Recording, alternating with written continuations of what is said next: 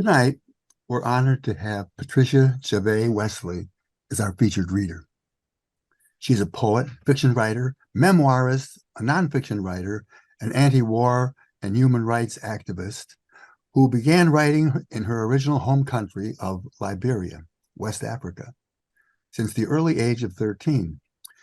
She immigrated to the United States with her family during the 14-year Liberian Civil War, a war that has shaped the last 3 decades of that country.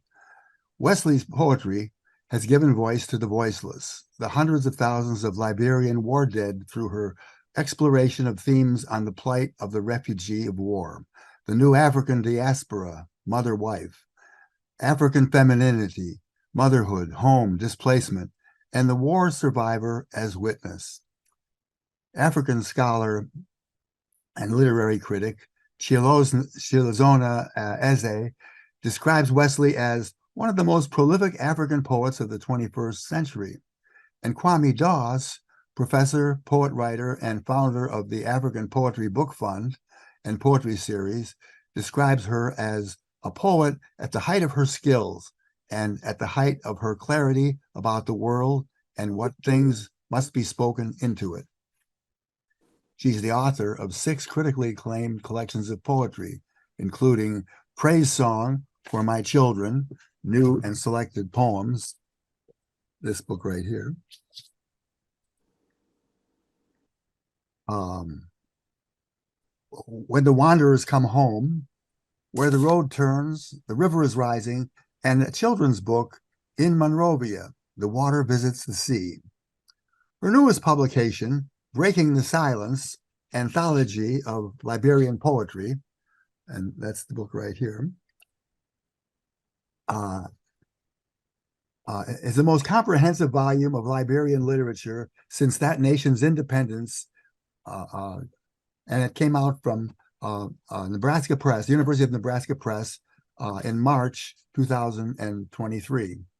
Her awards include the 2023 Theodore Retke Memorial Poetry Prize for her 6th book of poems, Praise for My Children, New and Selected Poems, a 2022 Levinson Prize from Poetry Magazine for her poems, Black Woman Selling Her Home in America and Healing Will Come, Elegy After Natural Disaster, a 2021 Edward Stanley Prize from Poetry Schooner for her poem, My Name is Dewanyeno, and the 2002 Crab Orchard Award for her 2nd book, Becoming Ebony.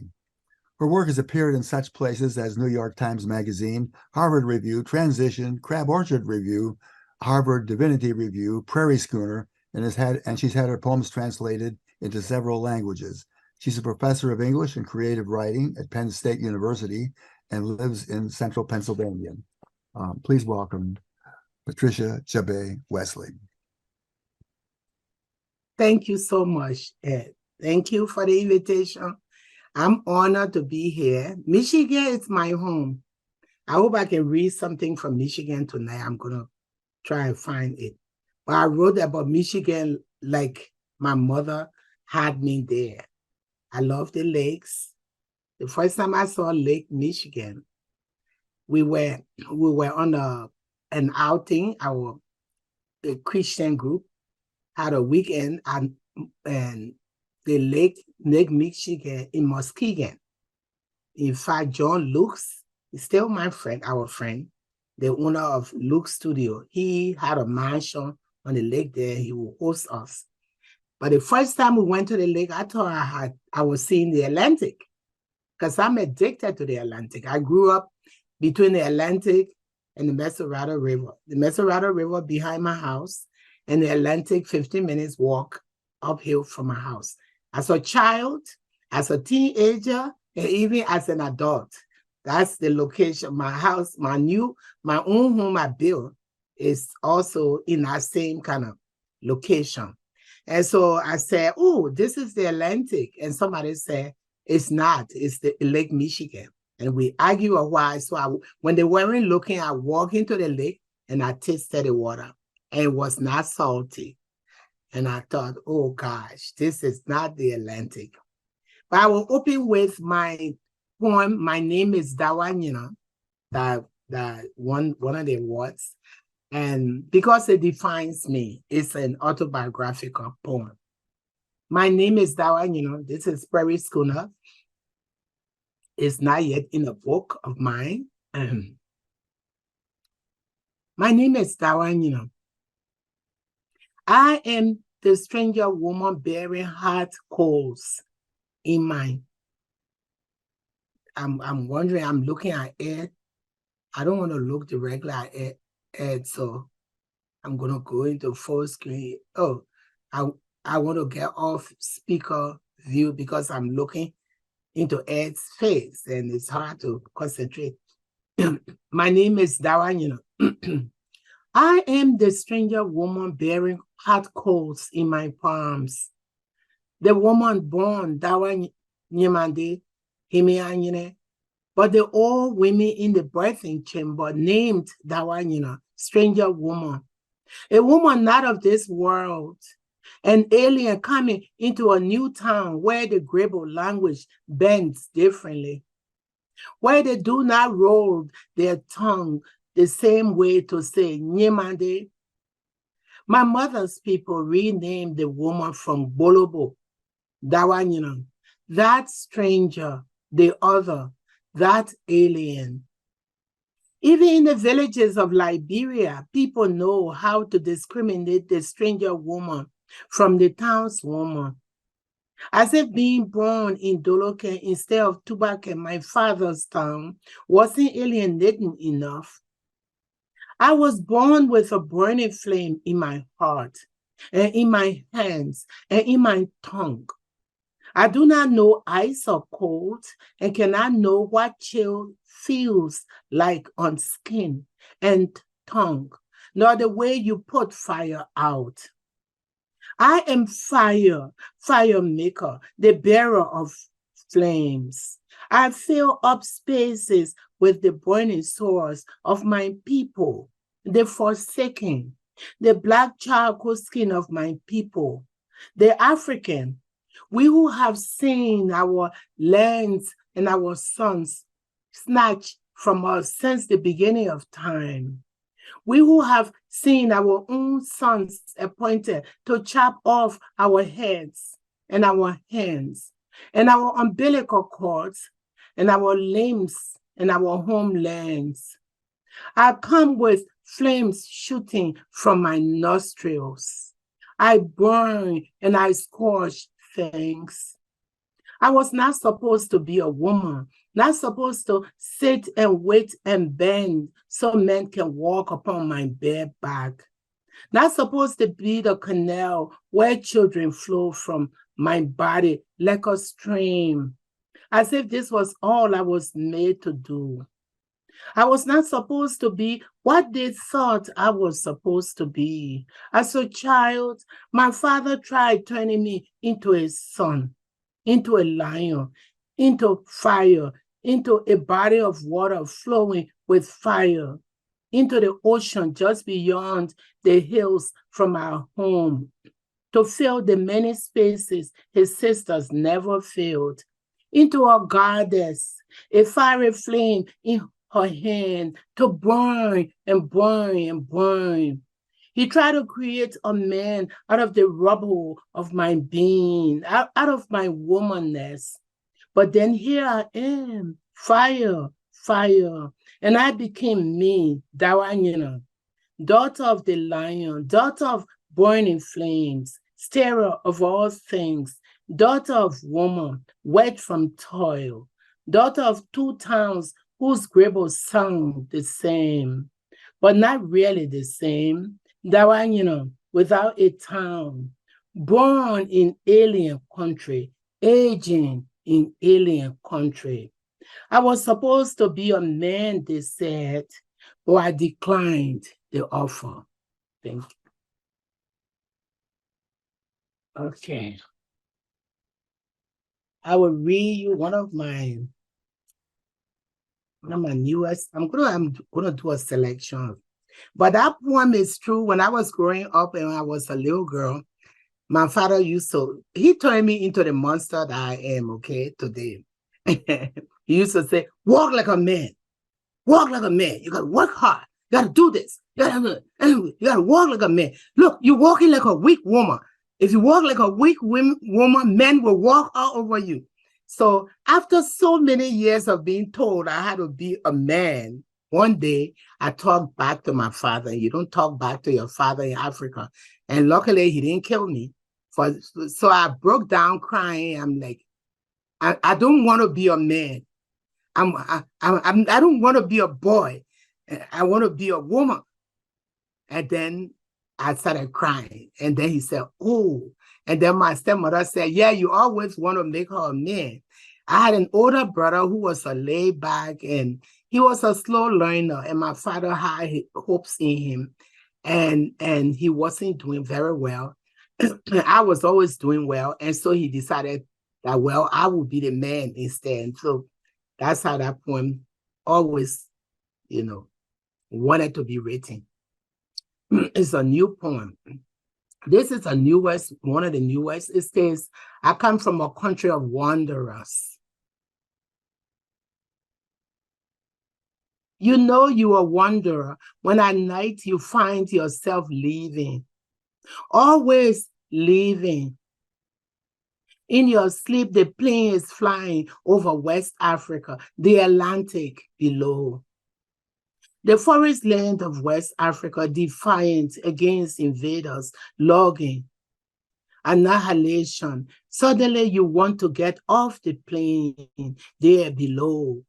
It's your own country, Liberia. So they will let you down, get down in Accra, you say. Ghana, mother of Africa's independence.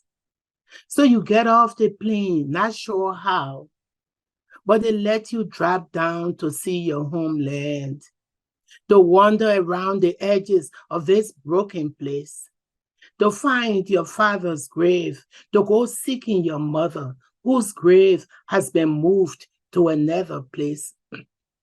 Even in death, your people wander. Your mother's body taken from its original home, only the remains that decades still held, reburied, to protect her from a country that eats itself from the belly button inside out. There you are wandering in the gutters, the rocky hills of a city you have sung forever, a place that knows how death smells. The hider of carcasses, war city. So you are wandering among strangers who may tell your brothers that you are in town, but then you wake in bed, in your bedroom, music blaring of Jesus coming again, of rescuing the homeless, the countryless. I come from a country of wanderers, homeseekers, people wanderers.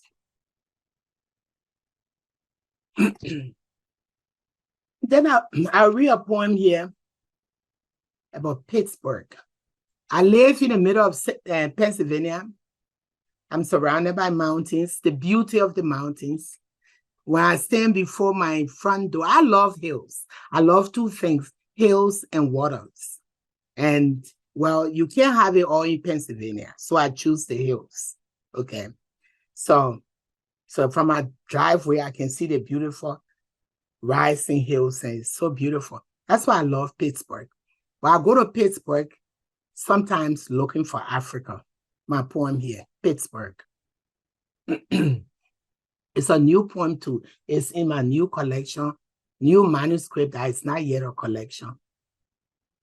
Pittsburgh, this city of hills and rivers and steel, always the slant in the road, the winding, falling cliffs, bridges, the escape route through which I come to find myself. The city where if you can cry loud and hard, all you do is replace river. So when the land comes sliding down with house pot and pan during rains, you may not need to swim. Your tunnels never lead me to the other place I have lost. And in seeking to find that place, I spill poetry in small bits of broken crumbs in between the burnt metal pieces of the past of my own city. When I was a child, I used to hear of this faraway place where my people came to drown themselves in search of America. Pittsburgh, I do not know if they found America, or if, like me, they came and went and we're still longing for home. Sometimes for me, your roadways lead to the Strip District for cassava roots and fish and gari and sweet potato grains. Or sometimes I find all the condiments we could not bring with us when we fled Africa. So I come to the Strip where streets are so jammed. If you do not pinch yourself hard enough, you forget you are not in Africa. Pittsburgh, maybe someday I may discover why you do not go away, even when I drive away to the small town where I have buried myself like a seed all these years. Whether it is your merging rivers or your hills rising into other hills or your tunnels or the ghosts of my people who once lived here, or just the wandering in my feet looking for home, I do not know. Good evening, my people. Oh, look at my other friend. Goodness. Rebecca, my Liberian girlfriend. Yeah. I'm trying to find a poem that, let me see. I read it the other day. Let me see. Well, if somebody, maybe Ed can help me. I'm looking for a poem. I know the book is in. Maybe I should go to the book. But let me read something else while I'm thinking of. I'm going to read a poem. I survived cancer. I survived cancer in 2000, 9 years ago. Because, you know, you don't survive cancer over 1 year. I had treatment for over a year.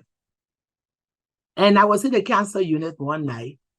I used to have my chemo inpatient. So I was hospitalized for 5 days, every 3 weeks, 6 rounds of chemo. But actually, it was more than 6 rounds because for the 5 days I was hooked up every day for those 5 days. And then I was discharged on Thursday to come back in 3 weeks. And one night, a woman was dying next door. And I couldn't sleep at 2 a.m. And I kept pressing my button for them to check on her. And I said, she's coughing, she's coughing. And finally, one of the nurses came to comfort me. And she hugged me and she says, she's leaving. And I wrote this poem, The Woman Next Door. For my sister, Shiro's gone. I was awakened by gasps, a coughing and puffing, as if something irrepressible was seeking to take control of something uncontrollable. This was the night after my own surgery, tubes connected to tubes everywhere on me. I managed to sit up and push a button. I wanted something to happen to cut off that coughing. I wanted someone to come and relieve that woman next door. But the button I pressed had become mute.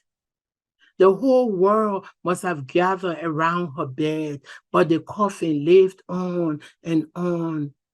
So I sat up in bed, knowing how keeping vigil can help lead the spirit upward kindly. So why does a woman in the next room die? Why does she have to die, or is she not dying? I wonder.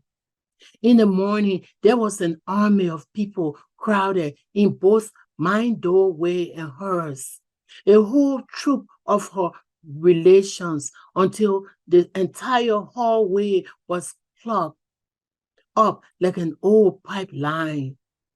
Maybe they needed to help her spirit rise. Maybe they needed to hold hands around her dead body so she would return to us someday. Maybe they needed to be the way we want our children to be while we are still alive, while we still have eyes to see them, love them, while we still have air in our lungs to breathe.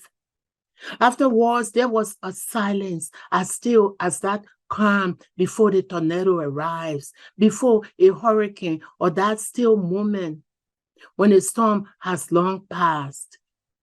After the wrecked houses are bent and tree limbs have given up their ghosts and limping over, and the wrecked lives of the whole town lays wasted and broken, and the air ashamed of itself, and the ground having been betrayed where waits healing. My husband down the hall is blocked by her army. I sit in my bed waiting, and finally my husband comes in looking like someone who has come out of the rain unsoiled. He looks at me as if relieved that I was still alive. He stares into my eyes as if to say, she's gone. But on his lips, no words. Maybe he saw her stretcher wheeled away. Maybe he saw her family in tears. When I later tell him about the coffin woman, he stares ahead. She's gone, he says. My fellow cancer patient next door, gone. Okay. I need to read something that is different than death. Trust me, I have a lot of death poems. If you put in your order, you will get it. I come from a country of carcasses. TSA check. I don't know how many of you travel a lot, but the TSA people know me by now. TSA check. One of these days, a Black woman's wig will fall off her head. A Black woman's hair will land at the feet of that TSA woman who pats our heads as if she has everything against us. All that patting down of boobs, the pushing against aching knees, as if anyone has ever brought down a plane by inserting bombs under their own knees. One of these days, all those blonde clipped hair pieces under my white girlfriend's hair will also come flying off at the TSA check. Those air-blowing X-ray machines flying at the head and hair as if hair had anything to do with bringing a plane down. One of these days, a wig will take off like a jet, flying away like a jet. They come at us like we have done something wrong just for being people. They come at us as if the new padded breasts and buttocks and fake boobs and fake parts of us were in themselves capable of hiding bombs and missiles, capable of bringing a plane down. They come at us as if they want us to deposit our breasts at a check-in desk. How many women have used their wigs to bring a plane down? How many of us have even used our jelly breasts to bring down a plane?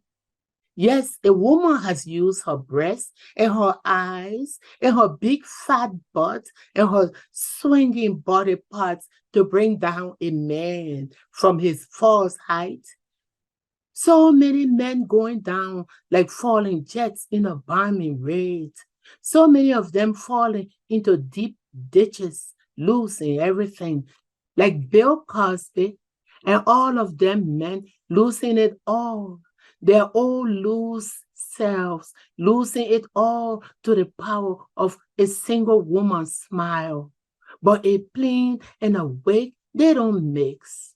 And Lord knows how unstable a wig is to carry a woman's head under its body.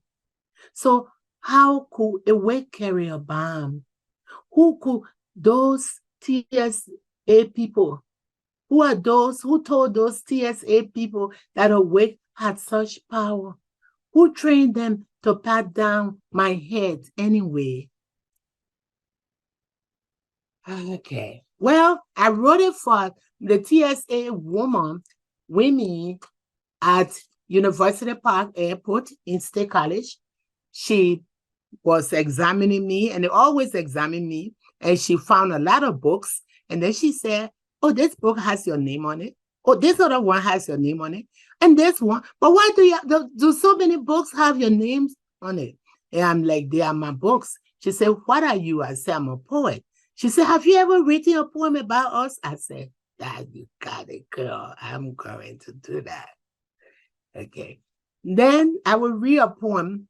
I don't know how many of you have been on the road and then you went to the rest station and you saw you in there and a little teenage girl, little girl turned 13, comes in and she forgot that I was in the restroom with her, or she forgets that you there and she's fixing herself up, and then suddenly it dawns on her that there's this woman watching her and wondering.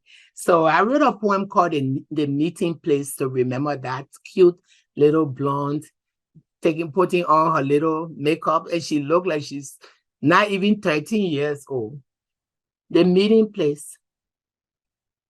In the restroom, a young teen twists and turns at the mirror, adjusts her hair, and then again adjusts her hair. She needs her two hands to reposition her hips, twisting and more turning. The one foot out against the emptiness of space, as if to correct a figure God must have left undone. The sins only God commits. And then for some reason, she notices this is a public restroom. That space is carved out unevenly. And her quick smile at me tells me she knows I'm here with her. Her grin like her James, torn and conflicted. Her skinny is not so new, and she knows I know her. I have had her in my life all along. Death gave birth to her, pushed her out, pushed out all of them teens, girls turning 13, all her life. I have held her like I have held my daughters after giving them life, staring at them after birth, not knowing there was a day when pins would be attached to their skins, like the way sin remains with us even after the confession. She smiles again after the restoration, as if to say, I know you too. I don't know how much time I still have. You need to give me a warning, because then I can begin to round up my reading. And David, I think you are in charge. Oh, let's see. We're at 7:36. Give us another 10 minutes if you have material for it. You mean material? I know you have a lot, but you have to pick. If I don't have, I have people here who can help me. You're like, Make sure when faxes. you're near the end, you give us the 2-poem warning, though. Okay. The two what? The 2-poem warning. Oh, okay. You have to tell us, I have 2 more. Okay. Yeah, let me read a poem that I have a lot of poems that I have in Michigan I wanted to read. In case of water landing. Okay, let me see if I can find it. I just remember the title. It should be in The River is Rising.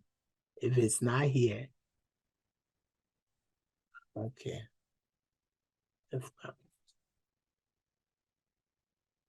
Okay. Yeah, this is a collected edition, the selected edition, so it doesn't have everything in it. Well, let me read something about Michigan. The river is rising.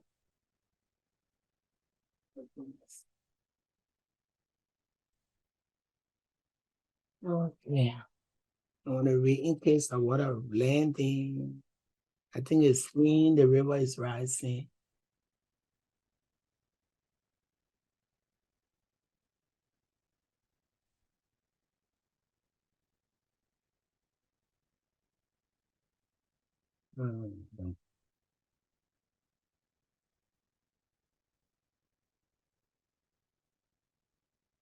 I hit to look for a poem.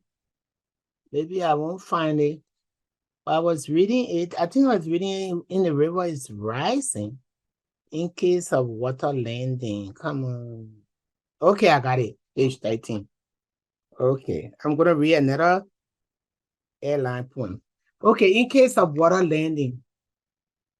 I think I had just left Michigan and I was flying into, oh no, I was living in Michigan because this book was written, I was still in Michigan. In case of water landing, to fly into Michigan, you must first fly over Michigan. Wet, penetrating, surfing, unreliable as any lake can be. Anything insoluble will demand another route. At the outskirts of what looks like any city, Chicago stands defiant, edgy, and biting. The heavy, musky sky with skyscrapers at the edge of a world on edge. Passengers must sit stiff until land comes in sight. After Chicago fades into sky and the lake recedes into itself, Michigan emerges, alas, a state, no longer a body of water. I love the feeling of staying afloat, but landing is such a good thing. The feet were made to dwell on solid ground. Imagine Noah docking on water after the flood, landing hundreds of animals afloat on a cushion from beneath his ark's seat. But Noah would not dock until he'd found land, knowing how dependable only land is, something water is forever seeking to know. On my flight, the attendant is teaching us how to stay alive in a crash, how to stay afloat, how to pull out the cushion from beneath our legs, our hands holding on tightly to the air mask, the other hand pulling out the cushion. And if you are seated at the exit, you will need a third hand to open the heavy metal door and lead everyone onto air. The cushion will be good for water landing, for the air bubbles that ride upon wet waves. Just hang on to the cushion and the mask and let go of the seat belt, because the plane is now jerking, crashing, exploding in search of water. Remember, the cushion is still being held by your trembling other hand you never really had. The cushion, she says, is great for flotation, a device originally meant for floating during a plane crash until someone placed it beneath your large bottom to float on while the plane still floats on air. Anytime one needs a cushion to float on in case of water landing, it is no landing at all. Have you ever seen a plane crash survivor who landed on water and got out floating on a flotation device from beneath an airplane seat? I love the earth, its cruel solidity of crushed surfaces, iron rocks, dust, sand, and muck. Trees do not have to make themselves felt since they are always called trees. Or I see our plane has crossed Lake Michigan into Michigan at last. Okay, I will read 2 more poems and then I'll read a short poem and then I'll read a long poem to conclude, unless I don't run out of time down. Let me see the.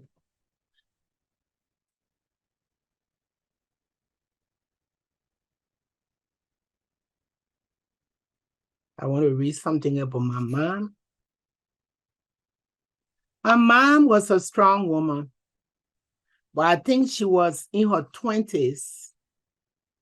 And when I was a kid, because she had me at 16, and she dropped out of school, because in those days, when you got pregnant, you drop out of school, and the man who impregnated you went on and finished college and did all the great things in his life and became rich, and then you became poor, like my mother. So I wrote this poem called I Saw Men Leaving My Mother. I saw men leaving my mother. I saw men leaving my mother. I saw them beat her bloody red and bruised, their rough, dusty hands. And one by one, I saw them packing up their ugly rags. I saw them in their khaki pants, their rugged shirts, coming home from garbage jobs over the years, over the dirty, rocky soil that was Monrovia. Hard, hot, melting, tarred roofs, where the poor squatted and waited as if poverty were a thing like October rain, fleeting and quickly forgotten. I saw them beat her with hard fists, her face bruised, and I saw her when my mama fell on her knees, begging one useless, cheap, gin-smelling man to stay, to please forgive her, to stay and beat her some more. The 1960s, somewhere in the middle of that ugly decade. I was around 8 or 9, and my brother Sunday, 5 or 6. The two of us awakened from deep sleep by the pounding of our mama, who dropped out of school a teenager, almost a decade earlier, just to carry me in her womb, to nurture my being into being, to bring me into the world. And I was now standing in the middle of our small room, in the middle of night, in the middle of Monrovia. With my breath, poverty was bestowed upon my mama like the will of a mean father. I saw her try to hold on, one man after the other, all her life. My mama weeping, trying to be somebody's woman. I saw her praying at dawn and at dusk because there was no food. I saw her finally at middle age, the warrior woman, now weary, only the sparkle in her big eyes, and her possessions loaded onto my uncle's old truck. That final leaving, this time it was not the man leaving. And then I will read the title poem of this book. I dedicated this book to dozens of my children, mostly from around the world. And because I have dozens of children, they are of all nationalities, that I have either mentored or taken care of, and who call me mama. And I remember when my youngest saw the dedication, she was upset. She said, "Mommy, what is wrong with you? You got 4 children and you dedicated this to dozens of children and you put my name there too. I don't like it. I'm like, sorry, baby. I have too many children. I'm African. Sorry, sweetheart. You can cry. Praise song for my children. It's written in my oral tradition. Let me be your mommy water, your river G, crossing you into old Grable country. After the hills gave way, after the truck slides through mud and rocks, through dangerous muddy ditches along Zwedru's lost forests, in search of our father's homeland. Let me be your mama Africa, your mama that grew out of old streams of old rivers, from Kelebo to Calocan, all the way to Tubacan, where after so long, only small roosters remain in a town that used to be ours. Let me come to you at dawn, my children, my calabash wet from the early dawn's water-fetching run, my lapa wet from the brush, from the cry of old pepper birds, the owls howling, from the old footpaths lost to the wanderer's feet. Let me come to you bearing tears on my face after the war, after the villages have crumbled under the weight of grave hate. Let me be your landfill, your garbage dump, the one only who could carry you in her young, supple womb, carrying you with my youth, carrying you even though Liberia was losing herself from afar. We could see the oncoming smoke of war. Let me come to you bearing palm branches that wither too quickly in the heat of March. Here, take from my hand and drink, my child, one by one, take and drink. After the afterbirths have parched hard in the soil where we did not bury them, after our feet have become parched from running, after our way back home has been burned by war, let me be your mommy water, your mama rising out of the old ocean tide. Let me be your consolation that the land I gave to you is dying. I am becoming an old woman now, my sons. I am becoming my mother and my mother's mother. I am becoming the ghost of my mothers. I am becoming Ai, bow-legged. I am becoming the fire and rain. I am becoming Sibo. I am becoming the water bearer. I am becoming the calabash that was not shattered in a shattering. Let me sing to you, my daughters. You have never known where we come from. You will never know your mother's tongue. You have become the metaphor of lost warriors who were captured by war. Let me be your songwriter, the song you sing, the dirge you do not know how to sing. Let me wrap around you my lapa that has been lost in the storm. Let me lay down all my lapas for you to walk on, my bloodstained lapas from the war. Let me come to you, my daughters, when the sun becomes yellow and then red, when it seems the sun is falling upon us. Let me come to you carrying the moon in my warm palms. Let me be your mommy water, your warm mama rising out of the waves of war. Let me be your road map home. Let us walk together homeward, where the ocean roars in peace and in war, the rising tides along Liberia's coast. Let me be your tears. Let me be your mesurado. When I rise at dawn, my children, I long for you, but I long for home more. I long for a lost country that I seek to know again. When I rise, my sons, I long for the sound of the drum that used to sit at Tuakai. I long for cassava shoots and for the banana tree to bloom again. I long for me. I long for the girl that was lost. I long to find my feet again, to find my feet again, to find my feet again. I long to be me. Let me come to you carrying hope in my hands. Let me come to you carrying hope in my hands. Let me come to you, my daughters, carrying hope in my hands. Thank you.